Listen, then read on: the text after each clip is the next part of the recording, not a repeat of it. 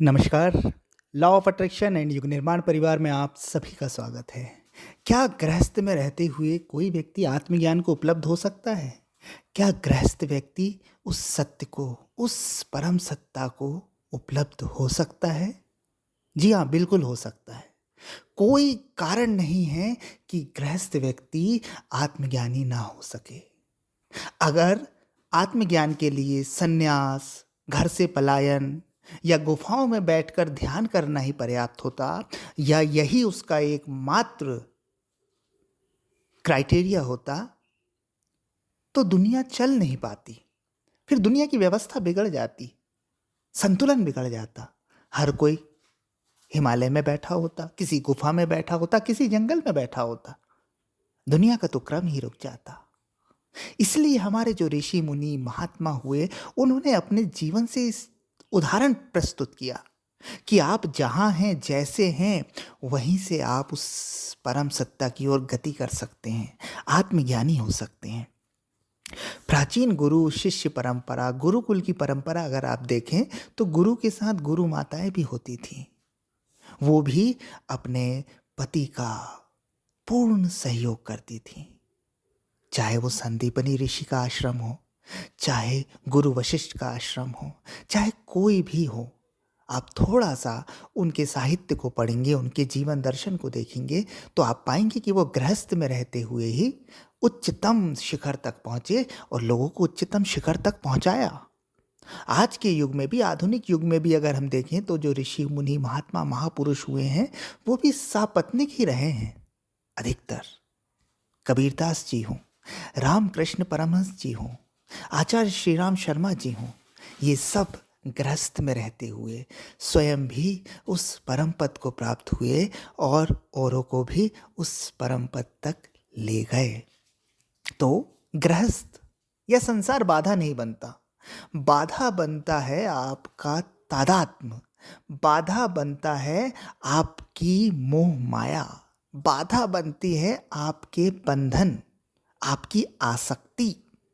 जब हम सिर्फ गृहस्थ को, सिर्फ संसार को ही सब कुछ मान लेते हैं, अपना दायरा सिर्फ अपने परिवार तक ही सीमित कर लेते हैं, अपने अहंकार को सिर्फ अपने आसपास तक ही केंद्रित कर लेते हैं, तब हम स्वयं से दूर हो जाते हैं, तब हमारी उस सत्य की ओर गति रुक जाती है।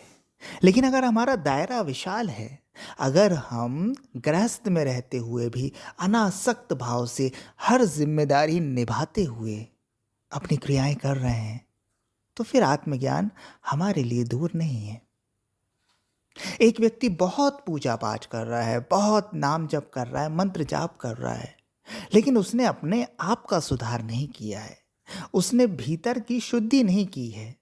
वो सिर्फ क्रियाओं को, कर्मकांड को, चिन्ह पूजा को दोहराए जा रहा है। तो ऐसा व्यक्ति आत्मज्ञानी नहीं हो सकता। फिर चाहे वो घर में हो, चाहे वो हिमालय में बैठा हो, चाहे वो किसी गुफा में बैठा हो, चाहे वो वस्त्र त्याग के बैठा हो, चाहे वो सब कुछ त्याग के बैठा हो। लेकिन अगर कोई व्यक्ति संसार में है, गृहस्थ में है, और वो अपना सुधार कर रहा है, आत्म परिष्कार कर रहा है, आत्मशोधन कर रहा है, उसके बाद नाम जप कर रहा है, मंत्र जाप कर रहा है, पूजा पाठ कर रहा है, तो उस व्यक्ति की पूजा पाठ, नाम जप, मंत्र जाप सार्थक हो जाएंगे। उस व्यक्ति से वो लाख गुना श्रेष्ठ है जो पलायन करके जंगल में बैठा है, लेकिन उसने अपना सुधार नहीं किया है। उसका मन तो अभी संसार में ही लगा हुआ है। उसने त्याग दिया है ऊपर ऊपर से चीज़ों को, लेकिन भीतर से उसने पकड़ के रखा हुआ है। बड़े बड़े आज हम देखते हैं भगवादारी बैठे हुए हैं माला पहन के, और बताते हैं कि हमने घर बार छोड़ दिया है। अगर आप गौर से देखेंगे तो उन्होंने कुछ छोड़ा नहीं है, उन्होंने चीज़ों को पकड़ने का अंदाज बदल दिया है।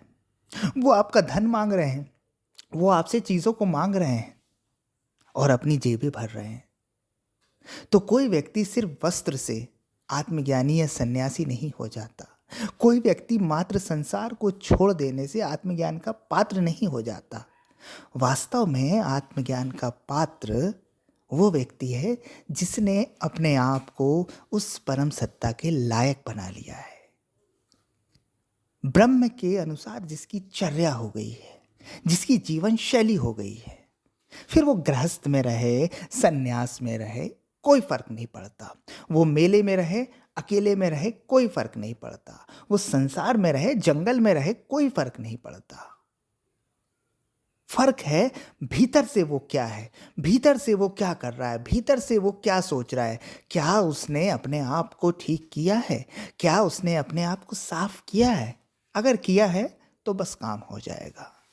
तो अगर कोई सोच रहा होगा कि भाई घर बार छोड़ दें तो हमें परमात्मा मिल जाएगा, सत्य मिल जाएगा, तो नहीं, छोड़ना नहीं है, छोड़ना नहीं है।